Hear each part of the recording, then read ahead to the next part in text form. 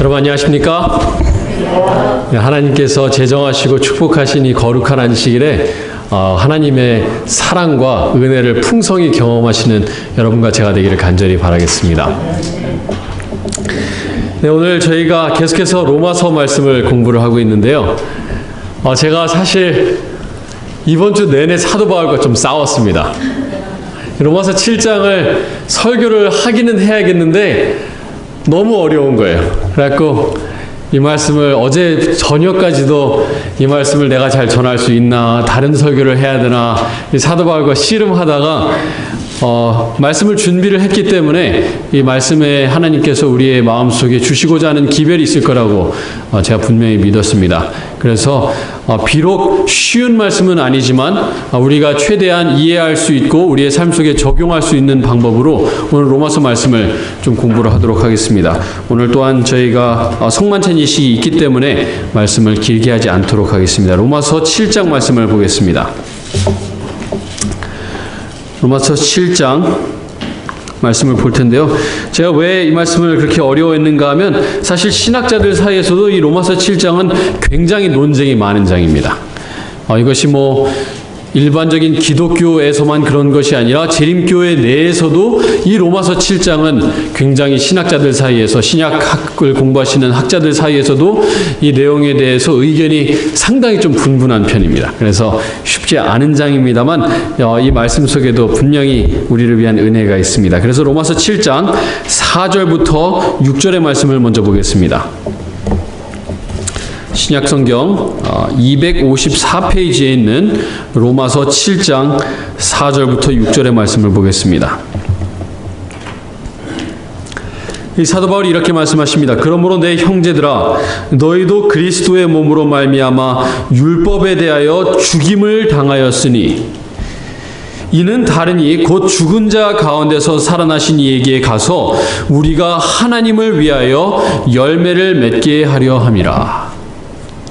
우리가 육신에 있을 때에는 율법으로 말미암는 죄의 정욕이 우리 지체 중에 역사하여 우리로 사망을 위하여 열매를 맺게 하였더니 6절 이제는 우리가 얽매였던 것에 대하여 어떻게 하였으므로?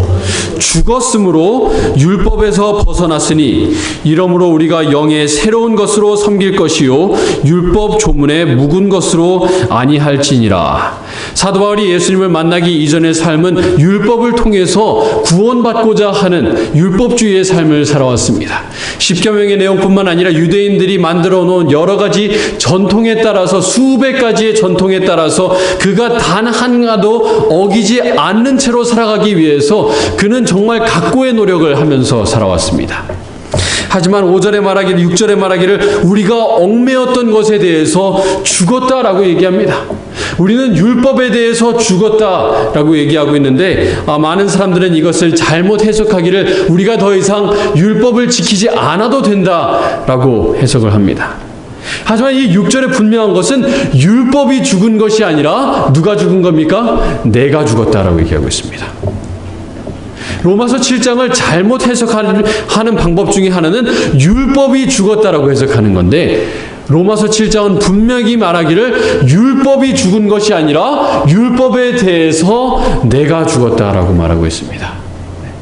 저희가 어제 로마서 6장을 공부했습니다만 율법 아래에 있지 않고 우리는 이제 은혜 아래에 있다고 이야기하고 있습니다. 그 얘기는 무슨 말인가 하면 더 이상 율법을 지키지 않아도 된다는 이야기가 아니라 우리가 율법을 지키는 것으로 구원받는 것이 아니라 믿음으로 하나님의 은혜로 말미암아 우리가 구원받는다는 것을 사도 바울이 이야기하고 있는 것입니다.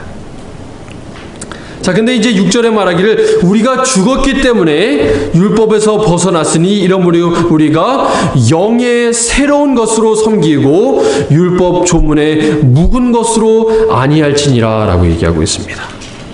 그래서 6절에는 율법 조문과 영의 새로운 것이 전쟁하고 있어요. 싸우고 있어요. 영의 새로운 것과 율법 조문의 낡은 것이 싸우고 있습니다. 자, 이 율법 조문의 낡은 것과 영은 무엇인가? 갈라디아서 5장 말씀을 보겠습니다.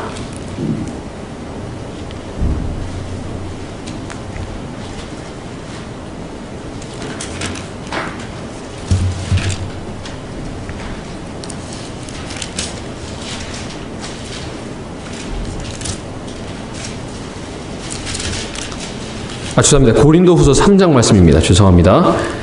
고린도후서 3장 말씀입니다.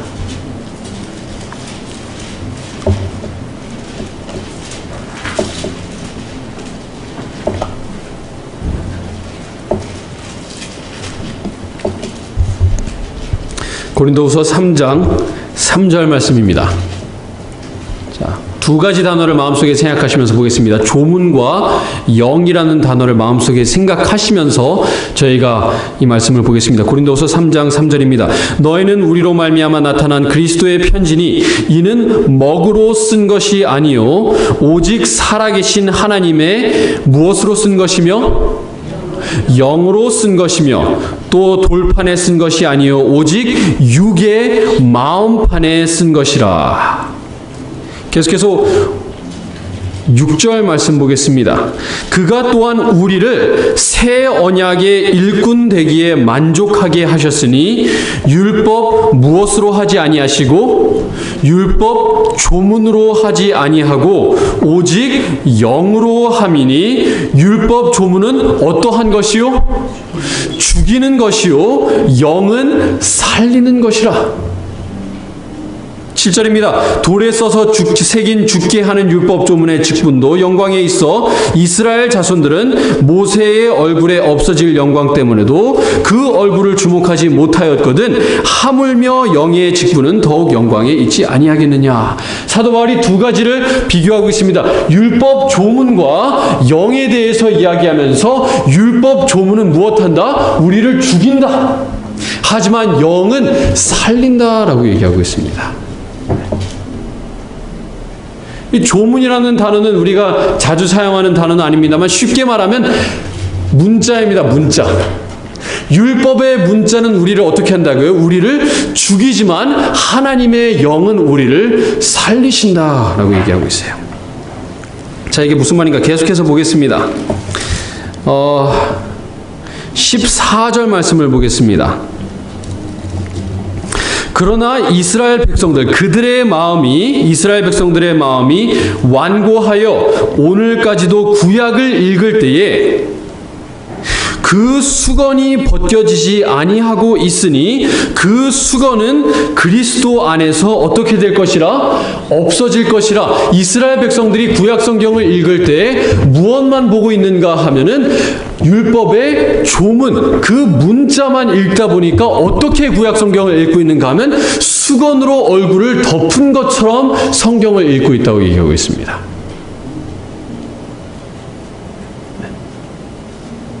여러분, 우리가 성경을 아무리 많이 읽고 성경을 많이 외우고 그 단어들을, 그 문자들을 아무리 마음속으로 많이 간직한다고 하더라도 그 말씀을 영으로 해석하지 않고 그리스도 안에 있지 않은 상태로 그 문자들을 받아들이게 되면은 그 문자는 우리를 어떻게 하면 우리를 죽이는 것에 불과합니다. 자, 계속해서 보겠습니다. 15절. 오늘까지 모세의 글을 읽을 때에 수건이 그 마음을 덮었도다. 그러나 언제든지 주께로 돌아가면 그 수건이 어떻게 되느니라? 벗겨지느니라. 많은 사람들이 성경을 읽을 때 그 문자들 하나하나 읽어가고 있지만 그 문자에 넘어서 있는 하나님의 영을 이해하기 위해서는 그리스도 안으로 들어가야 되는 겁니다. 그리스도 안에 들어갈 때에 수건이 벗겨져서 이 말씀을 제대로 이해할 수 있게 되는 거예요. 왜 그런가? 17절. 주는 영이시니 주의 영이 계신 곳에는 자유가 있느니라. 여러분, 율법의 조문, 율법의 문자는 우리를 살릴 수 있는 내용이 없습니다. 사실은 그 문자 자체에는. 자, 십계명의 내용, 이 율법의 내용 한번 보시겠습니다. 살인하지 말지니라, 간음하지 말지니라, 도적질하지 말지니라. 어떻게 구원을 받을 수 있는지에 대한 내용은 율법 자체에는 담겨 있질 않아요.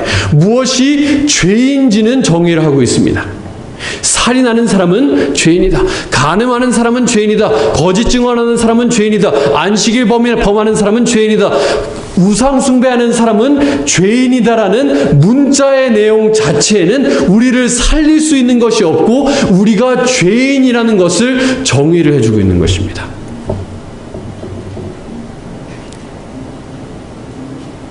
그래서 문자로만 봤을 때에는 율법은 우리를 죽입니다.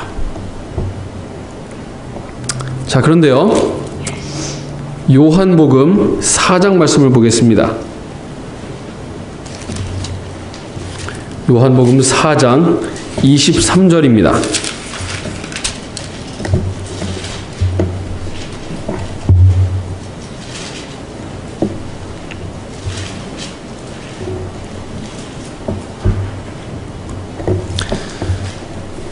요한복음 신약성경 154페이지입니다. 요한복음 4장 23절입니다.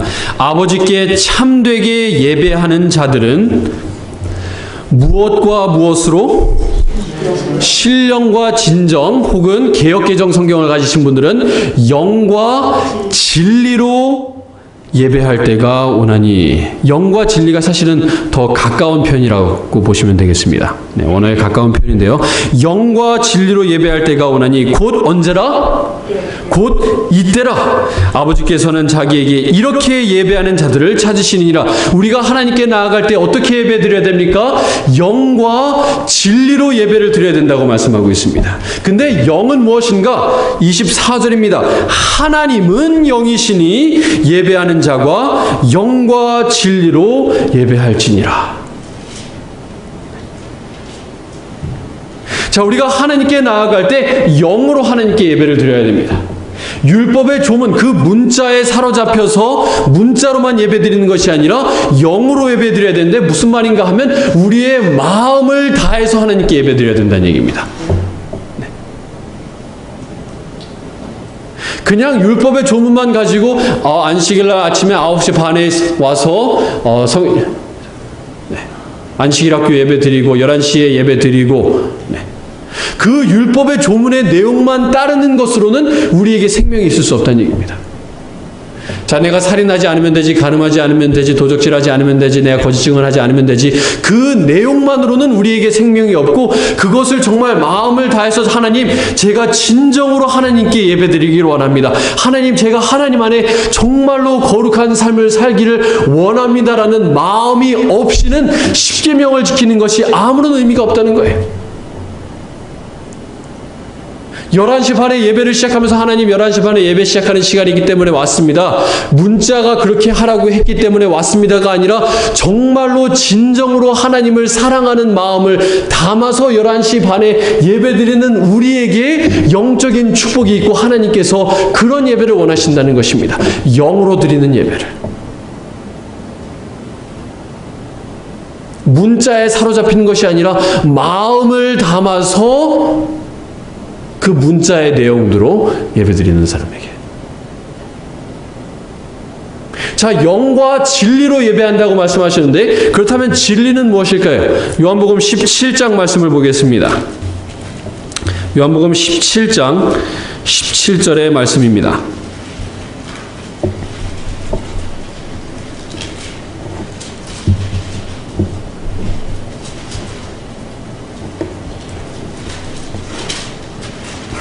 요한복음 17장 17절 말씀입니다. 그들을 진리로 거룩하게 하옵소서. 아버지의 말씀은 진리니이다. 자, 우리가 진리로 예배드리는데, 진리라는 것이 내 마음속에 사로잡혀갖고 하나님을 사랑하는 마음에 사로잡혀갖고 내 마음대로 하나님께 예배드리는 것이 진리로 예배드리는 것이 아니라 하나님의 말씀대로, 율법의 조문대로, 성경 말씀의 문자대로 예배를 드려야 된다는 거예요. 그런데 이 문자대로 예배 드리는 데 있어서 마음을 담지 않은 채로 예배 드리는 예배는 우리를 죽이는 예배라는 거예요. 거기에 생명이 없다는 얘기입니다. 예수님께서 우리가 예배드리는 데 있어서 굉장히 균형을 잘 맞춰주시는 말씀을 주셨어요.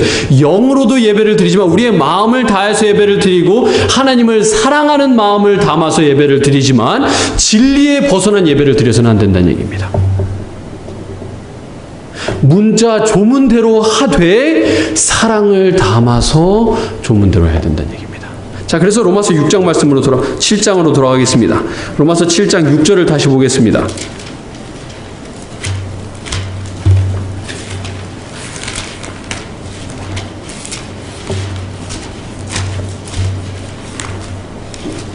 로마서 7장 6절 말씀을 다시 보겠습니다. 이제는 우리가 얽매였던 것에 대하여 죽었으므로, 이 얽매였다는 것은 무슨 말입니까? 문자에만 사로잡혀갖고 하나님에 대한 사랑 없이 드렸던 율법주의적인 예배를 말하고 있습니다. 얽매였던 것에 대하여 죽었으므로 율법에서 벗어났으니 이러므로 우리가 영의 어떠한 것으로? 새로운 것으로 섬길 것이요 율법 조문에 묵은 것으로 아니할지니라. 왜 율법 조문은 묵은 것인가? 왜 낡은 것인가? 제가 전에도 말씀드렸습니다만 낡은 신앙은, 낡은 믿음은 위선을 낳는다고 말씀을 드렸죠.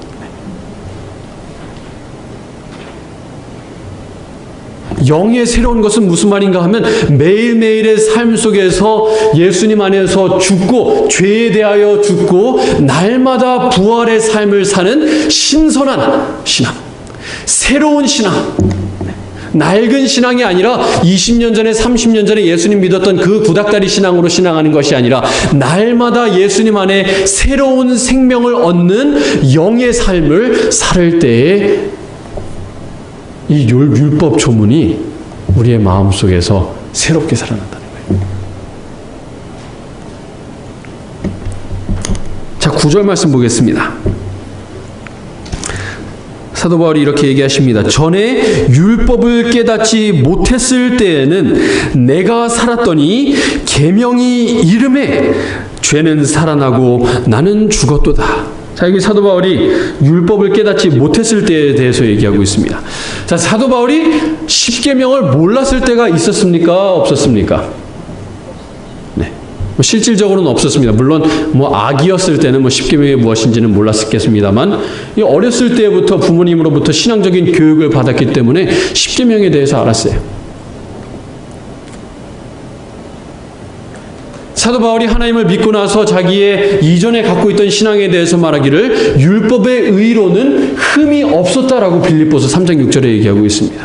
다른 말로 하자면 율법의 조문에 있어서는 10계명의 첫 번째 계명부터 10번째 계명까지, 그리고 이스라엘 백성들이 전통적으로 가지고 있는 여러 가지 규례들을 율법의 조문에 따라서는 정말 어떻게 보면 완전하게 사도 바울이 지키고 있었다는 얘기입니다.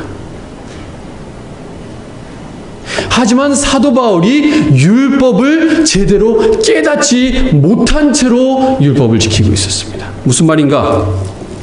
자, 책꽂이를 로마서 7장에 꽂아 놓으시고 마태복음 5장 말씀을 보겠습니다.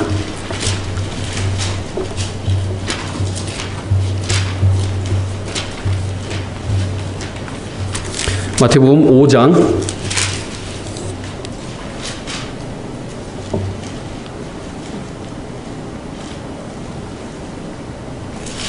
27절 말씀 보겠습니다.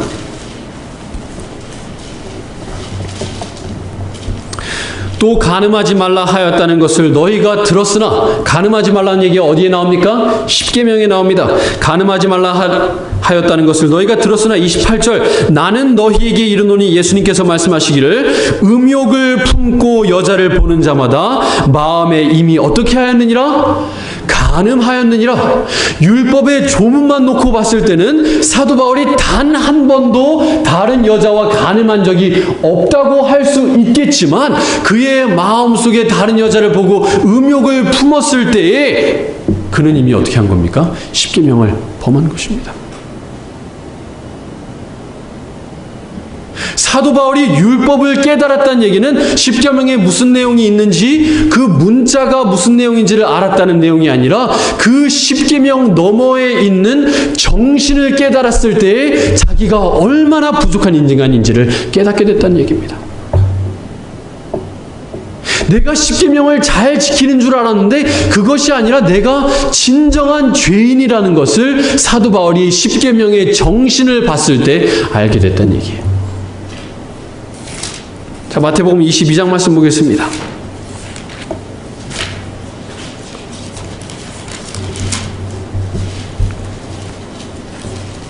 마태복음 22장 37절 말씀입니다. 예수께서 이르시되 내 마음을 다하고 목숨을 다하고 뜻을 다하여 주 너의 하나님을 사랑하라 하셨으니 이것이 크고 첫째 되는 계명이요 둘째도 그와 같으니 내 이웃을 내 자신같이 사랑하라 하셨으니 이것이 바로 율법의 정신입니다. 율법의 영이 바로 이것입니다. 사도 바울이 율법을 깨달았다는 것은 율법 문자 안에 있는 그 정신을 깨닫고 자기 자신을 살펴봤을 때 내가 내 이웃을 정말로 내 자신만큼 사랑하는가? 그렇지 못하다는 것을 깨달았다는 것입니다.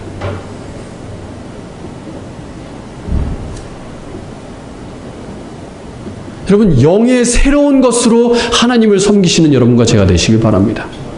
그냥 그 문자만 놓고 내가 의롭구나라고 생각하는 것이 아니라 그 문자 너머에 있는 하나님의 사랑의 정신에 비추어 봐서 내 자신이 얼마나 부족한지를 알고 하나님 안에서 죽고 하나님 제가 하나님의 정신으로 다시 태어나게 해 주십시오. 오늘 태어나게 해 주십시오라고 하는 그 마음으로 새롭게 태어난 그 마음으로 살아가야 된다는 것입니다. 자, 다시 로마서 7장으로 돌아오겠습니다. 로마서 7장 14절을 보겠습니다. 제가 왜 로마서 7장을 가지고 사도 바울과 실험을 했는가 하면 14절부터 25절의 내용이 신학자들 사이에서 굉장히 의견이 분분한데 무엇에 대한 의견이 분분한가 하면 14절부터 25절의 내용이 사도 바울이 회심하기 이전에 대한 내용인가 예수님을 만나고 나서 회심한 이후의 내용인가에 대해서 신학자들의 의견이 분분합니다. 이 재림교회 밖에서도 그렇고 재림교회 내에서도 굉장히 영성 있는 분들이 이거는 사도 바울이 회심하기 이전의 내용이다라고 말씀하시는 영성 있는 신학자들이 있으시고 아니다 회심한 이후의 내용이다라고 말씀하시는 또 영성 있는 신학자들이 있으세요. 그런데 오늘은 저희가 거기에 웬만하면 초점을 많이 맞추지 않겠습니다. 이것이 사도 바울이 회심하기 이전의 내용이냐 이후의 내용이냐는 이 내용의 핵심이 아니에요, 사실은. 자, 그래서 보겠습니다. 14절. 우리가 율법은 신령한 줄 알거니와 나는 무엇에 속하여? 육신에 속하여 죄 아래에 팔렸도다. 15절. 내가 행하는 것을 내가 알지 못하노니 곧 내가 원하는 것은 행하지 않고 도리어 미워하는 것을 행함이라. 만일 내가 원하지 아니하는 그것을 행하면 내가 이로써 율법이 선한 것을 시인하노니 18절 내 속 곧 내 육신에 선한 것이 거하지 아니하는 줄을 아노니 원함은 내게 있으나 선을 행하는 것은 없노라. 내가 원하는 바 선은 행하지 아니하고 도리어 원하지 아니하는 바 악을 행하는도다. 만일 내가 원하지 아니하는 그것을 하면 이를 행하는 자는 내가 아니요 내 속에 거하는 죄니라. 여러분 이렇게 느껴보신 적이 있으십니까 없으십니까? 있습니다. 이것이 사도 바울이 회심하기 전의 내용이든지 이후의 내용이든지 간에 중요한 것은 무엇인가 하면 여러분께서 다 이런 경험을 했다는 거예요. 침례받기 이전에 이런 경험을 한 적도 있을 것이고 침례받은 이후에도 우리가 이런 경험을 하면서 살아가고 있다는 것입니다. 그런데 왜 이런 경험을 하게 되는가 하면 육신 때문에 그래요. 육신. 14절에 말하기를 내가 육신에 속하여 죄 아래에 팔렸도다. 자, 이 육신은 무엇인가? 8장 7절에 그 답이 나옵니다. 육신은 이 실제적으로 사도 바울의 몸을 얘기하는 것이 아니라 상징적인 표현입니다. 무엇에 대한 상징적인 표현인가? 로마서 8장 7절 말씀입니다. 육신의 생각은 하나님과 무엇이 되나니? 원수가 되나니. 네, 이거는 사실 조금 어려운 번역입니다. 여러분 새 번역을 보시면요, 육신의 생각은 하나님께 품는 적대감입니다 라고 얘기하고 있습니다. 영어로 보시면은 enmity against God, 하나님을 싫어하는 마음이다 라고 얘기하고 있어요.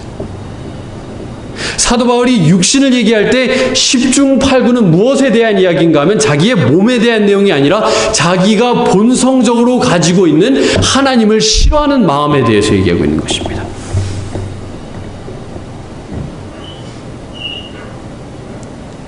자, 우리가 기도하기 위해서 무릎 꿇습니다.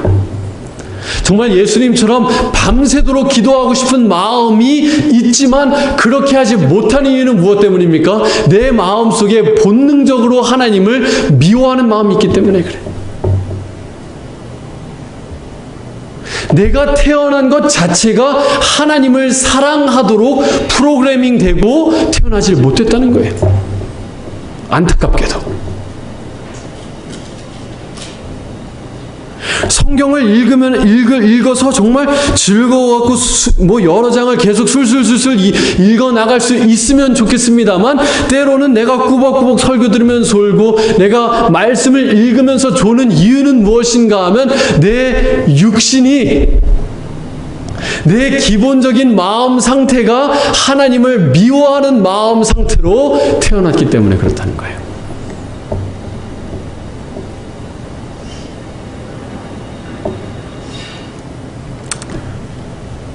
그래서 사도 바울의 간증은 무엇인가? 24절 말씀입니다. 오호라, 나는 어떠한 사람이로다? 곤고한 사람이로다. 이 사망의 몸에서 누가 나를 건져내랴. 여러분 지금 여기 나와 있는 7장 14절부터 25절의 내용을 우리가 다 경험했습니다. 마음 한켠으로는 하나님의 뜻대로 하면서 생각하면서 살아가고 싶지만 내 지체는, 내 몸은 내가 원하는 것과 반대로 죄를 짓고 있는 모습을 발견하게 됩니다.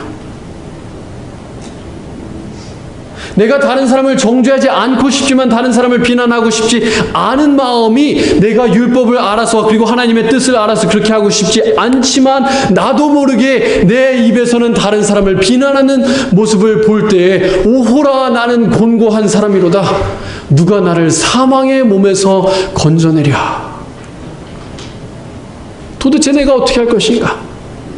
무엇이 옳은지는 아는데 잘못하는 내 모습을 보면서 도대체 나 같은 사람을 어떻게 할 것인가?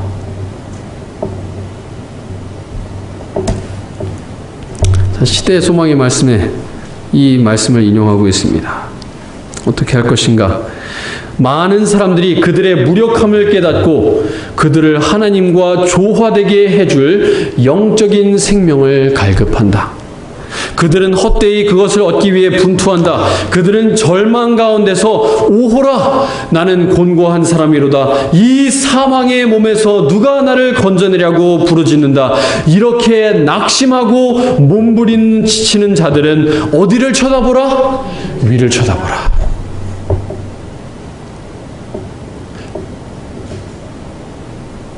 자, 여러분 7장 24절의 내용이 우리가 그리스도인이기 이전의 내용이냐 이후의 내용이냐가 중요한 것이 아니라 우리가 이런 경험을 할 때 예수님을 바라봐야 된다는 것이 중요한 것입니다. 왜냐하면 내 스스로는 구원을 받을 수 있는 방법도 없고 내 스스로는 육신의 문제를 해결을 할 수 없기 때문에 그렇습니다. 여러분 로마서 7장에는 나라고 하는 단어가 거의 30번이 등장합니다. 내, 나, 나의 라는 단어가 거의 30번이 등장합니다만 8장에는 단 한 번도 나라는 단어가 등장이 하지 않아요. 로마서 7장은 무엇에 대한 얘기인가 하면 내 스스로의 힘으로 내 육신의 문제를 해결하고자 하는 사람에 대한 내용인 것입니다. 그런데 해결이 안 돼요. 정로의 계단에도 이 같은 말씀을 인용하고 있습니다. 사도 바울은 스스로 얻을 수 없는, 어떻게 얻을 수 없는? 스스로 얻을 수 없는 순결과 의를 갈망하면서 부르짖기를 오라 나는 곤고한 사람이로다. 이 사망의 몸에서 누가 나를 건져내라고 하였다. 이러한 부르짖음은 어느 곳에서나 어느 시대에나 죄의 짐에 눌린 자들의 마음에서 바라는 부르짖음이다. 이런 모든 부르짖음에 대한 대답은 다만 하나뿐이니 곧 세상 죄를 지고 가는 하나님의 어린 양을 보라는 것이다.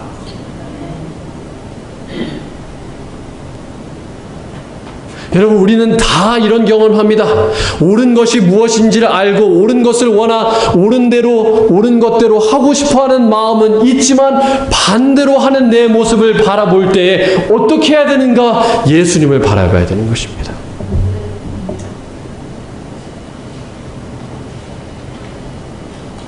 내 나약한 모습을 바라보면서 내가 스스로 씨름해갖고 내 스스로의 힘으로 구원 얻으려고 하는 것이 아니라, 내 스스로의 힘으로 투쟁하는 것이 아니라 예수님을 바라보고 내 죄 짐을 지고 가신 예수님께 하나님, 제 자신을 다 내려놓습니다. 이러한 불쌍한 저를 좀 살려주세요.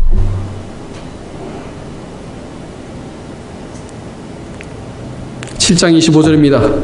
누가 나를 건져내랴. 25절. 우리 주 예수 그리스도로 말미암아 하나님께 어떻게 하리로다?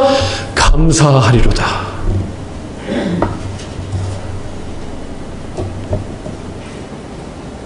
여러분, 로마서 7장의 결론은 로마서 7장에 있지 않습니다. 로마서 7장의 결론은 8장에 있습니다. 8장의 1절 2절입니다. 그러므로 이제 그리스도 예수 안에 있는 자에게는, 예수 그리스도 안에 어떻게 한 자에게는, 예수 그리스도 안에 있는 자에게는 결코 정죄함이 없나니. 여러분, 죄에 대해서 승리하지 못하는 삶을 살아가고 있을 때 예수님을 바라보시고 예수님 안에 들어가시길 바랍니다.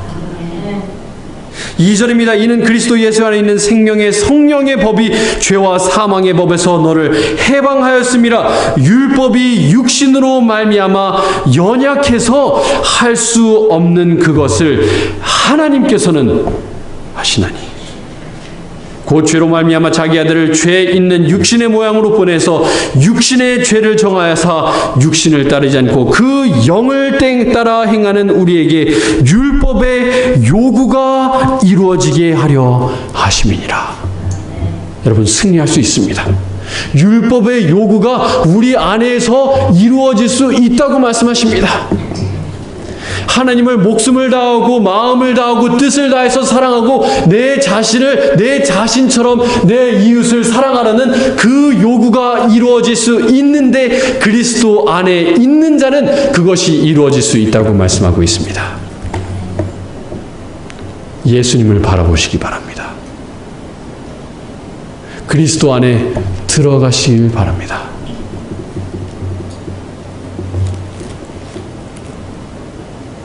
나는 곤고한 사람이로다 라고 외치는 그 자아를 하나님 앞에 하나님의 제단 위에 올려놓고, 하나님, 저 곤고한 사람, 이 곤고한 사람 죽기 위해 제단 위에 올라갔습니다. 주님, 저는 이제 죽습니다. 죽고 예수님 안에 들어가겠습니다. 예수님의 생명 안에서 살게 하여 주시옵소서. 여러분, 넘어질 때 위를 바라보시고 예수님 바라보시고 우리를 향해서 뻗으시는 그 손을 붙잡으시는 여러분과 제가 되길 간절히 바랍니다. 그러다가 또 넘어집니다. 육신이 약한 까닭에, 기본적인 마음이 하나님을 미워하는 까닭에 또 넘어질지 모르겠습니다. 또 예수님 바라보세요. 예수님께서 손 내밀고 계십니다. 내가 너의 죄 짐을 이미 다 지고 십자가에 죽었다. 괜찮다. 내 손 잡고 일어나라고 하십니다. 넘어질 때마다 예수님 바라보시고 예수님께서 내미시는 그 손 잡으시는 여러분과 제가 되길 바라면서 말씀을 마치겠습니다. 여러분, 이 시간에는 아주 중요한 시간입니다. 성만찬 예식인데요. 여러분께서 들으신 그 말씀을 생각하시면서 그 곤고한 사람을 다시 죽이는 마음으로, 겸손한 마음으로 서로의 발을 씻기고 또 씻긴 받으시고 저희가 올라와서 다시 이어서 성만찬 예식을 이어서 하도록 하겠습니다. 이 시간 통해서